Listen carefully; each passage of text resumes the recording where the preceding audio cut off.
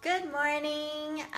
Today we are actually going to be I'm going to do a video on how to pick out paint colors, and I'm really excited to share with you. I actually tried this once before already, and what happened was I actually had a crazy allergy thing that day, and my head was so clouded that I ended up stuttering, and I lost my train of thought, and it was just a crazy mess.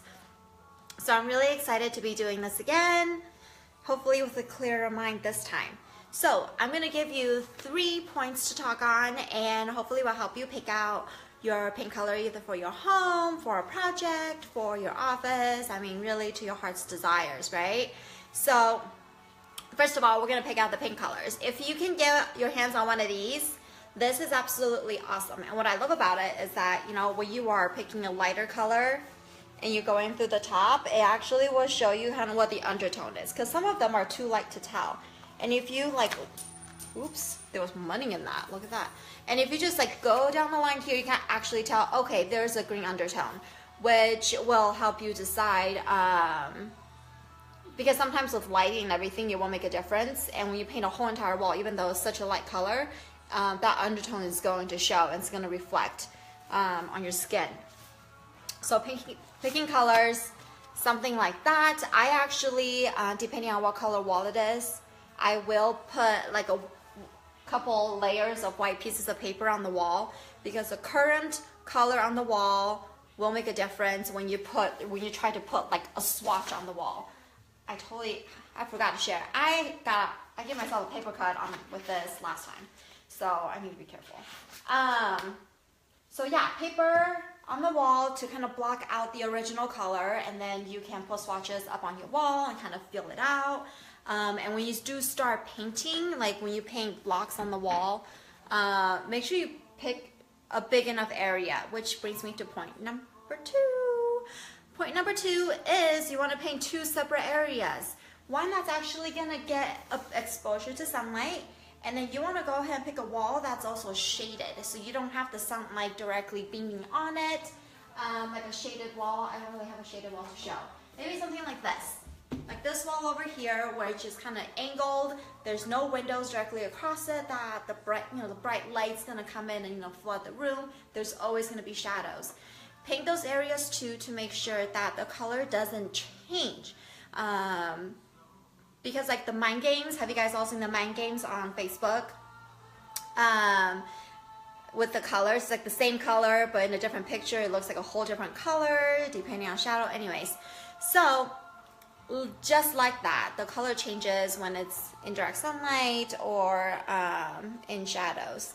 Keep that in mind. Another thing to think about is the sheen. The higher the sheen, this is the glossy. My favorite one is eggshell or satin. I think satin has plenty sheen to be put in bathrooms. A lot of people think they need like a gloss or a high gloss, and really that's really shiny. And with the light reflecting on the shine, anyways, it will give you a different texture, of course, but with how glossy it is, it will also show more the imperfection of the wall. I like the more of the satin, the velvet, if you use Dunn Edwards. Those are the ones that I typically like and use just because it has enough of that lacquer protection, but it's also softer, so it absorbs a bit more light instead of reflecting light. When you're reflecting more light, sorry I'm talking fast, when you're reflecting more of the light, it will, obviously reflect on other things. So it'll be on your curtains, it'll be on your skin, it will be on your furniture, the fabrics in your, upholstery, whatever. It will all look slightly different because of your wall color. And really, it also depends on how intense your wall color is. So something to think about when you're picking out paint colors, just to group all those thoughts together. When you're picking out a color, make sure that you do have a more general background to work with. I always typically want to go a shade lighter, so I pick a color that I like and I go 1 shade lighter. It usually makes a pretty big difference, because if you're painting a whole house, it's going to be a whole house of that color. And when it's covering so many areas, it seems so much more intense. If it's just a singular wall for like an accent wall, you can definitely be more bold with it. But let's say if you're painting the whole room, I will always at least do a shade lighter, at least consider it. Think about that. Sheen, unless you really want the shine, go with a satin or an eggshell finish. And also when you're testing colors, make sure you are testing it on different areas of the wall, in different rooms. I mean, whichever room is going to be in, obviously, but different sides of walls. So like, is that perpendicular? It's been so long since I've taken a math class.